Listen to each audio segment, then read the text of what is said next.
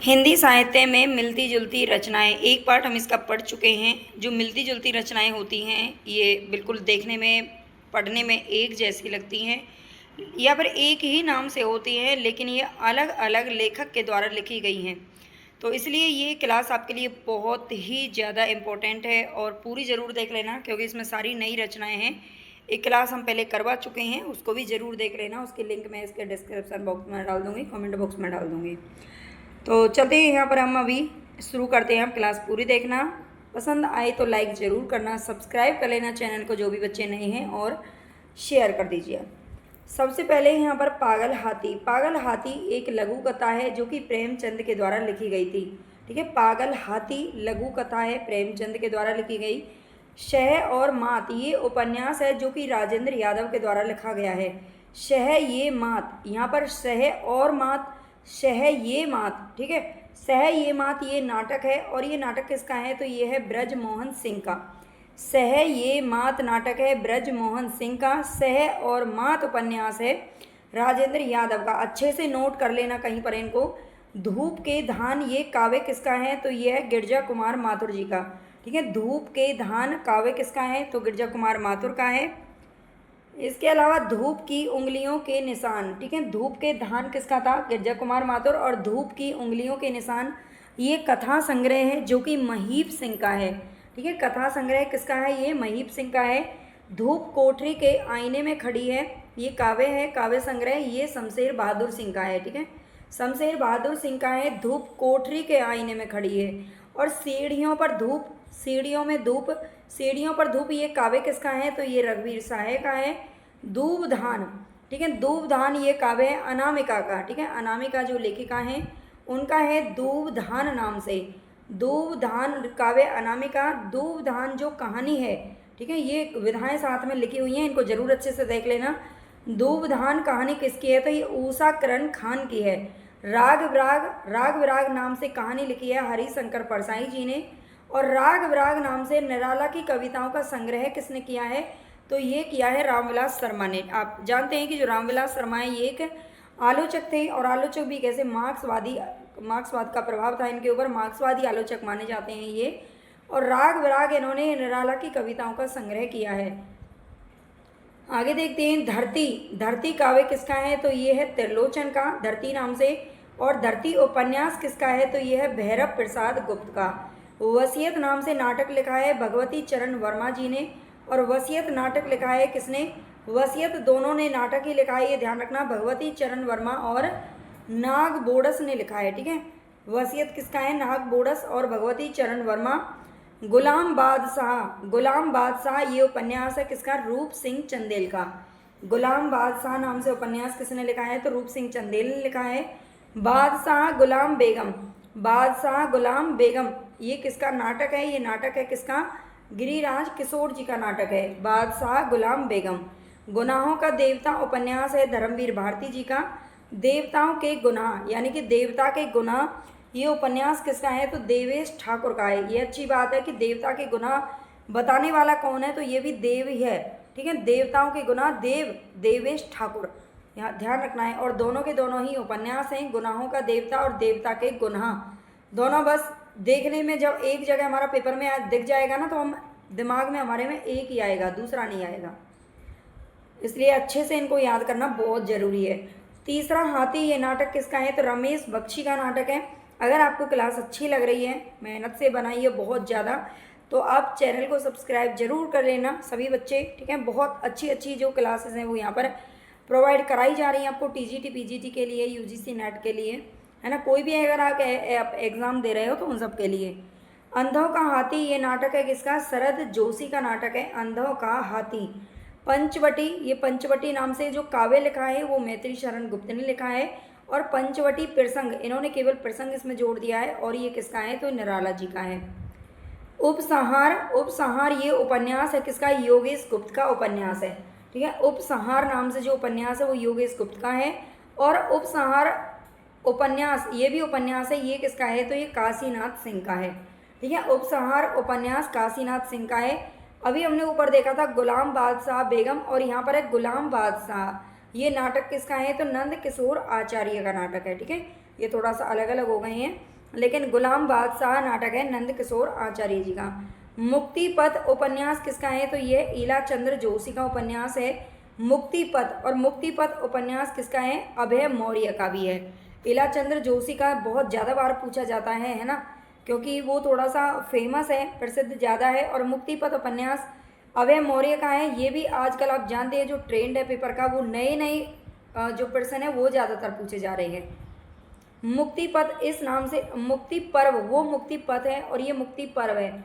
मुक्ति पर्व उपन्यास लिखा है मोहनदास नेमिष राय ने। मुक्ति प्रसंग ये काव्य लिखा है राजकमल चौधरी ने। ठीक है, मुक्ति प्रसंग और मुक्ति पर्व। मम अरण्य ये उपन्यास है किसका? सुधाकर अदीब का उपन्यास है मम अरण्य। और अंतिम अरण्य नाम से जो उपन्यास है वो किसका है? तो ये निर्मल वर्मा जी का है। अंतिम अरण्य उपन्यास निर्मल वर्मा। मम अरण्य, मम का मतलब मम संस्कृत का शब्द लगता है ना, और मम लगता है यानी, और मम का मतलब होता है मेरा। ठीक है, मम का मतलब क्या होता है? मेरा। मेरा मेरा अरण्य आप ऐसे भी याद रख सकते हैं, या तो कैसे भी करिए, है ना। मेरा अरण्य सुधाकर अदीब। कौन कह रहा है? सुधाकर जी कह रहे हैं। पीली छतरी वाली लड़की, ये पीले पीला जो नाम है ना ये भी बड़ा डिस्टर्ब कर देता है। पीली छतरी वाली लड़की ये कहानी है जो कि उदय प्रकाश के द्वारा लिखी गई है। एक पीली शाम ये कविता है जो कि शमशेर बहादुर सिंह के द्वारा लिखी गई है। पीली आंधी उपन्यास है, ये प्रभाग खेतान के द्वारा लिखी गई है। सिद्धांत पंचाध्यायी नाम से ये ग्रंथ लिखा है किसने?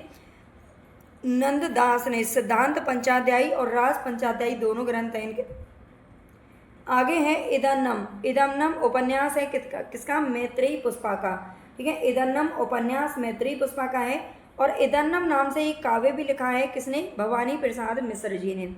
इत्यलम है ना, इत्यलम ये भी थोड़ा सा ही अंतर है अक्षरों में, तो ये अज्ञे का है। इत्यलम जो उपन्यास है ये विधाय रचना है, ये अज्ञे जी की है इत्यलम। इसके बाद है छाया। छाया कहानी किसकी है? तो ये अज्ञे जी की है। और छाया जो एकांकी है वो सुदर्शन की है। ठीक है, छाया कहानी किसकी है? नहीं जानते, यानी कि अज्ञे। और छाया एकांकी किसकी है? तो ये सुदर्शन की है। छाया नाम से एक कहानी संग्रह भी है जो कि जयशंकर प्रसाद का है। कामायनी एक पुनर्विचार, ये आलोचना किसने लिखी है? तो ये मुक्ति पर्व ने, मुक्ति बोध ने लिखी है भाई। कामायनी एक पुनर्विचार आलोचना है, ये मुक्ति बोध की है। कामायनी एक पुनर्मूल्यांकन। ठीक है, कामायनी एक पुनर्मूल्यांकन ये आलोचना किसकी है? तो ये रामस्वरूप चतुर्वेदी जी की है। नए पत्ते ये सूर्यकांत त्रिपाठी निराला की है। नए पत्ते है ना। और नीम के पत्ते ये रचना किसके हैं? तो रामधारी सिंह दिनकर की हैं। ये कविताएं हैं। नए पत्ते, नीम के पत्ते, सूर्यकांत त्रिपाठी निराला नए पत्ते, और नीम के पत्ते हैं रामधारी सिंह दिनकर। नेक्स्ट है यहाँ पर सुजान विलास। सुजान विलास नाम से जो रचना लिखी है वो है सोमनाथ की। ठीक है, सुजान विलास। सुजान चरित किसका है? तो ये सूदन का है ना। सूदन कवि, ये सूदन कवि ने ही लिखा था। सुजान के दरबारी कवि थे ये। और सुजान विनोद नाम से रचना लिखी है जो कि देव ने लिखी है। सुजान रसखान नाम से लिखी है तो ये रसखान की है। सुजान सागर नाम से जो लिखी है वो घनानंद ने लिखी है। सुजान नाम की घनानंद की प्रेमिका भी थी, आप जानते होंगे जरूर। और सुजान हित प्रबंध, सुजान सागर और सुजान हित प्रबंध ये दोनों ही घनानंद की हैं। रस विलास ये देव की रचना है। रस विलास चिंतामणि की भी रचना है। ठीक है, रस विलास देव और चिंतामणि दोनों ने लिखी है। सुजान विलास नाम से सोमनाथ की रचना है। ठीक है, सुजान विलास अभी ऊपर देखा था, दोबारा लिख दिया है। हिंदी साहित्य का उद्भव और विकास ये हजारी प्रसाद द्विवेदी की एक आलोचनात्मक पुस्तक है ये। ठीक है, साहित्य पुस्तक है एक तरीके से, ये हजारी प्रसाद द्विवेदी की है। हिंदी भाषा का उद्भव और विकास ये उदय नारायण तिवारी का है। यहाँ पर अंतर क्या है? यहाँ पर साहित्य का उद्भव और विकास बताया हजारी जी ने, और भाषा का उद्भव और विकास बताया उदय नारायण तिवारी जी ने। गंगा लहरी नाम से रचना की है किसने? पंडित जगन्नाथ ने की है। गंगा लहरी जो रचना है वो किसकी है? पंडित जगन्नाथ की है। और गंगा लहरी नाम से ही महावीर प्रसाद द्विवेदी भी ने लिखा है। और जो जगन्नाथ की रचना है गंगा लहरी, उसका इन्होंने हिंदी अनुवाद किया है। ठीक है, अनुवाद किया है। गंगा लहरी की बात करें, इनकी एक पद्माकर की भी अंतिम रचना है गंगा लहरी। आत्मनेपद ये निबंध है किसका? अज्ञे का। और आत्मजयी, आत्मनेपद अज्ञे का है, निबंध है। और आत्मजयी ये खंड काव्य है जो कि कुंवर नारायण के द्वारा लिखा गया है। यही सच है, ये मन्नू भंडारी का है। ठीक है, यही सच है, ये मन्नू भंडारी का है और सच यही है। बस थोड़ा सा जो शब्द है वो पलट गए हैं। सच यही है। ये कविता है मोहनदास नेमिशराय की। मोहनदास नेमिशराय एक दलित साहित्यकार है, तो इनकी भी कुछ रचनाएं जो पूछी जाती हैं। शकुंतला नाटक लिखा है राजा लक्ष्मण सिंह ने। ठीक है, राजा लक्ष्मण सिंह ने जो कालिदास के शकुंतला विज्ञान शाकुंतलम था उसका अनुवाद इन्होंने हिंदी में किया था शकुंतला नाटक नाम से। और शकुंतला नाटक लल्लू लाल का भी है। ठीक है, जो कि एक गद्यकार थे जिन्होंने गद्य शुरू किया था, लल्लू लाल का है शकुंतला नाटक। उसके हिस्से की धूप ये उपन्यास किसका है? मृदुला गर्ग का है। ठीक है, उसके हिस्से की धूप। सीढ़ियों पर धूप ये काव्य है रघुवीर सहाय का। ठीक है, ये भी रघुवीर सहाय का नाटक है, सीढ़ियों पर धूप। उसके हिस्से की धूप उपन्यास मृदुला गर्ग का, सीढ़ियों पर धूप रघुवीर सहाय का है। तुमने कहा था, तुमने कहा था ये काव्य किसका है? तो ये है नागार्जुन जी का। तुमने कहा था काव्य है नागार्जुन का। और उसने कहा था ये कहानी है चंद्रधर शर्मा गुलेरी जी की। कविता के नए प्रतिमान ये नामवर सिंह की रचना है। कविता के नए प्रतिमान, नई कविता के प्रतिमान ये लक्ष्मीकांत वर्मा का है। ठीक है, नई कविता के प्रतिमान लक्ष्मीकांत वर्मा और कविता के नए प्रतिमान ये नामवर सिंह का है।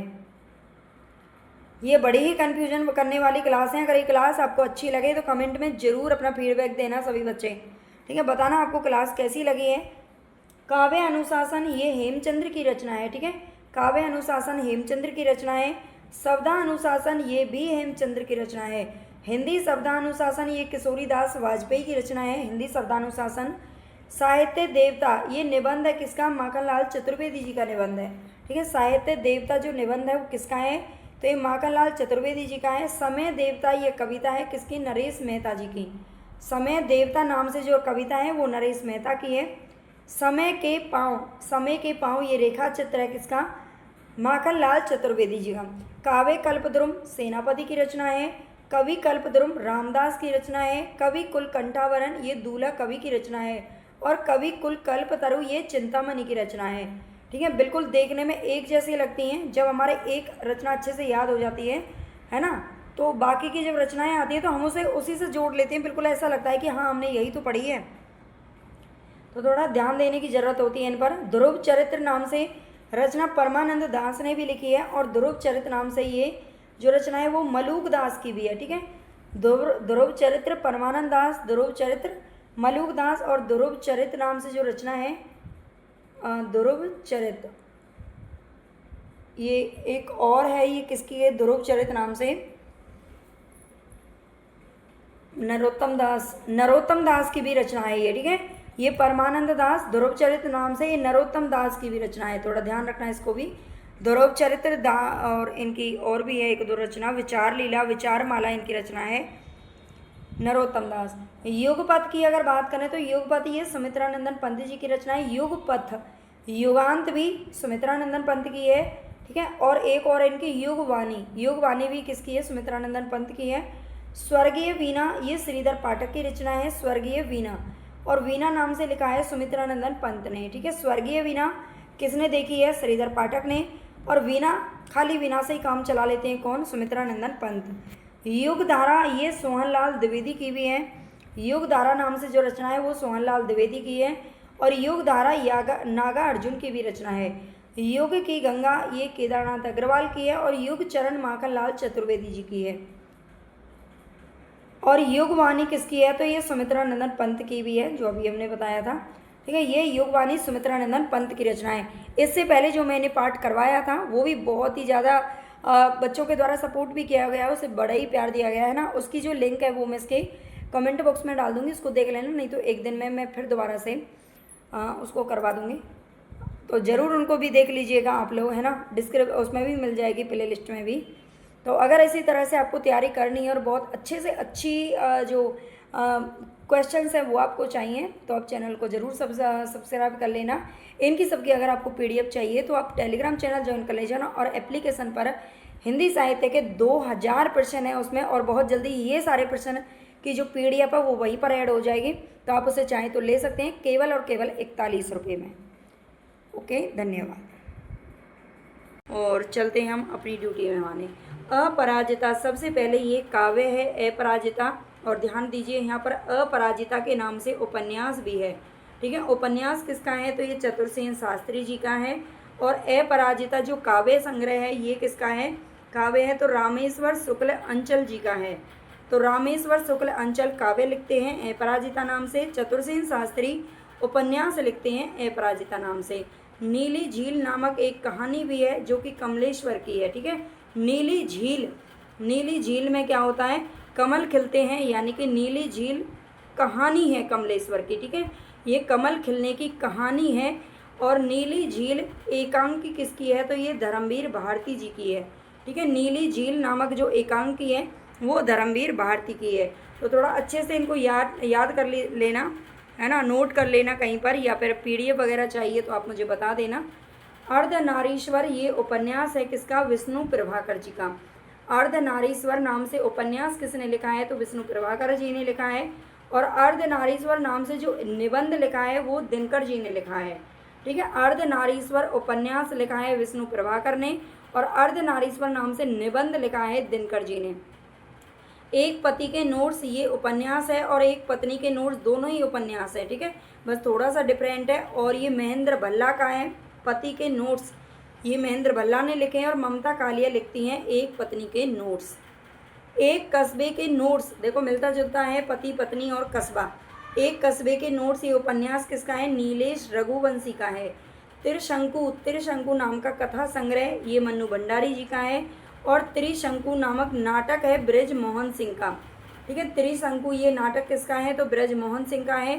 त्रिशंकु जो निबंध है वो अज्ञे जी का है। ठीक है, त्रिशंकु कथा संग्रह मन्नू भंडारी का है। त्रिशंकु नाम से जो नाटक लिखा है वो ब्रज मोहन सिंह ने लिखा है। त्रिशंकु निबंध अज्ञे जी ने लिखा है। आगे देखते हैं अनित्य, अनित्य नाम से उपन्यास भी है और कहानी भी है।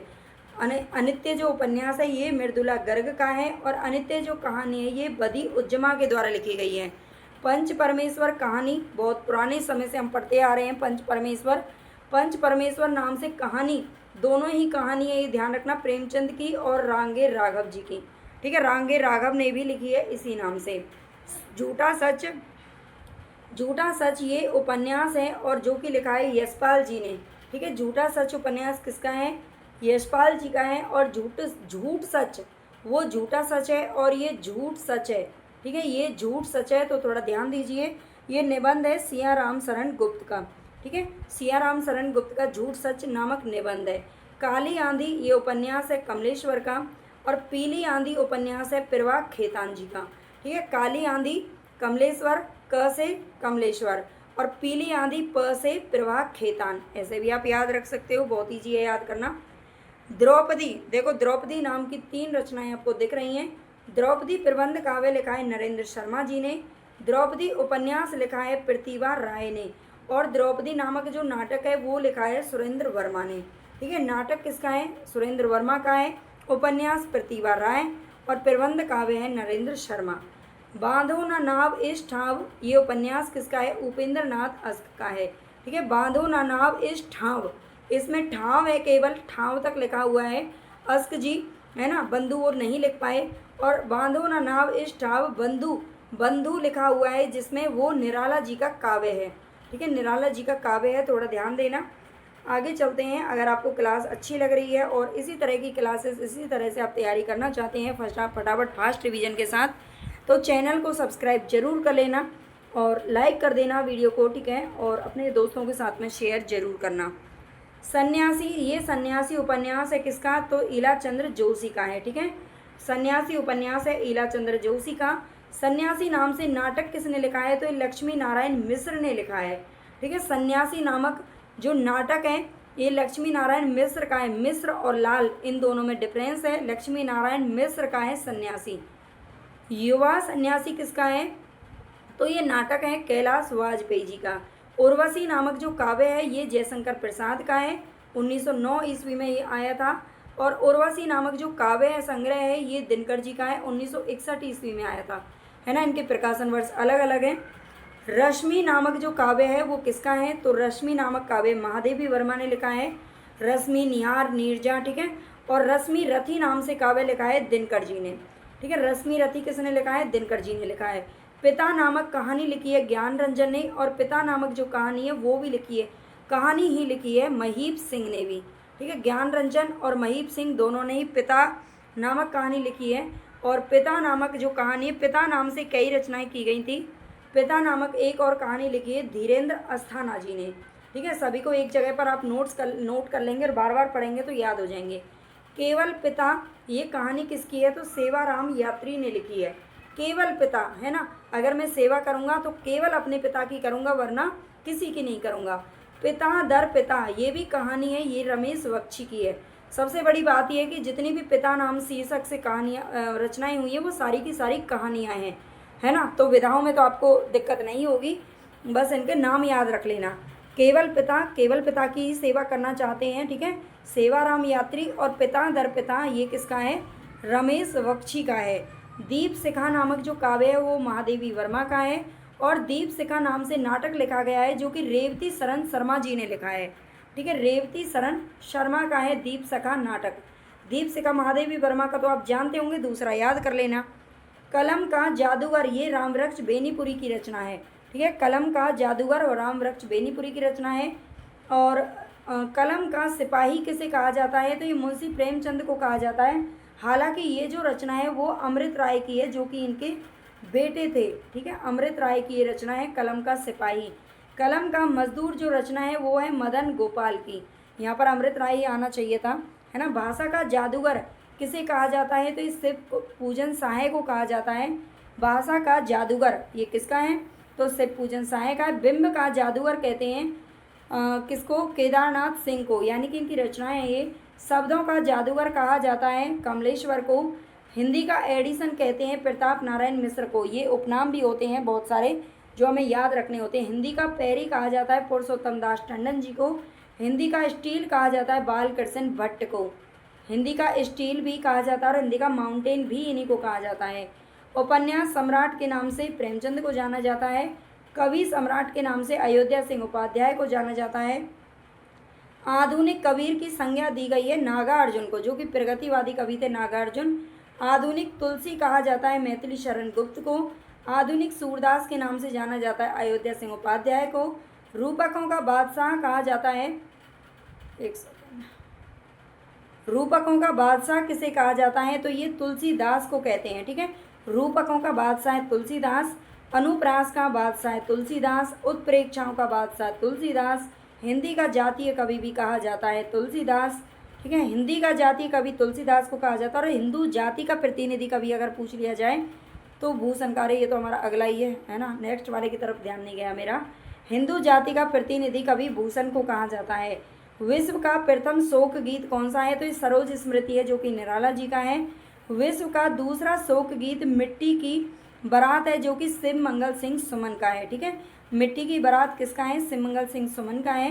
हिंदी का गीत गोविंद, ये रास पंचाध्यायी रास पंचाध्यायी रचना को कहा जाता है, जो कि नंददास के द्वारा लिखी गई है। 20वीं सदी का बाण भट्ट कहा जाता है हजारी प्रसाद द्विवेदी जी को। आधुनिक हिंदी साहित्य का जनक कहा जाता है भारतेंदु जी को। नवीन राहों का अन्वेषक कहा जाता है अज्ञे जी को। कवियों का कवि कहा जाता है शमशेर बहादुर सिंह को। और भयानक खबरों का कवि कहा जाता है किसको? मुक्ति बोध को। ठीक है, भयानक खबरों का कवि। हिंदी का मेघदूत आंसू रचना को कहा जाता है, जो कि जयशंकर प्रसाद की है। आधुनिक मीरा कहा जाता है महादेवी वर्मा को। अप्सरा लोक का कवि कहा जाता है सुमित्रा नंदन पंत को। भारतीय कोलंबस के नाम से जाना जाता है राजा राम मोहन राय जी को। एक राष्ट्रीय आत्मा कहा जाता है राजा राम शुक्ल को। एक भारतीय आत्मा आपने जरूर पढ़ा होगा। भारतीय आत्मा कहा जाता है माखनलाल चतुर्वेदी को। ठीक है, माखनलाल चतुर्वेदी राष्ट्रीय आत्मा कहा जाता है राजा राम शुक्ल को। छायावाद का ब्रह्मा नाम से जाना जाता है जयशंकर प्रसाद। छायावाद का विष्णु कहा जाता है सुमित्रा नंदन पंत।